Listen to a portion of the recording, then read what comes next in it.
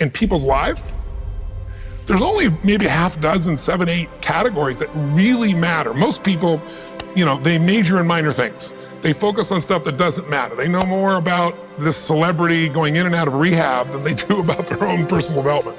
But I look at and say, if you look at your body, without that, everything else is out the door. You don't want to be richest man in the graveyard. That's not going to do it. If there is energy, if there's vitality, if there's strength, it's going to show up in your relationship. It's going to show up in your business, it's going to show up in your life. That's an area you got to master. You can't dabble. It's too important. Emotions are everything. I mean, you got a ton of money, everybody loves you, and your primary emotions are pissed off and frustrated, then your life's pissed off and frustrated. It doesn't matter if you got $1 billion or 1 million people loving you, your life is not great. Relationships, intimate relationships especially. It's where the most juice in life comes from. It's where the most pain comes from most people. It's worth mastering instead of dabbling.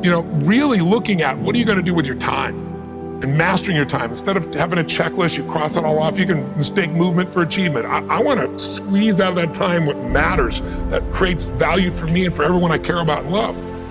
What about your career or your business and the mastery of that instead of dabbling? Most businesses are dabblers. That's why they don't make it. 96%, any 10-year period of time, 4% make it. That doesn't even mean they're profitable. And it does not mean they're enjoying themselves, all right? Or they're getting anybody else to feel good. Really mastering money so that it's not a question in your life. You can do and be and give and share as much as you want. You're not stressed about it. You live in a place of abundance. And then spiritually, really, I think, I don't tell people what to believe spiritually, but I believe that ultimately, whatever you believe, you got to live it. And it should lead to growing and giving.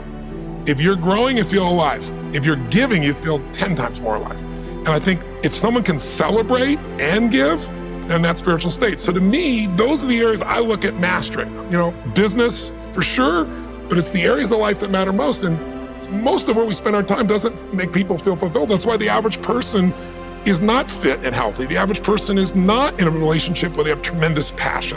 I'm not a dummy. I'm not a positive thinker. I know the truth. The average person is not successful in business. The average person is not earning what they want to earn.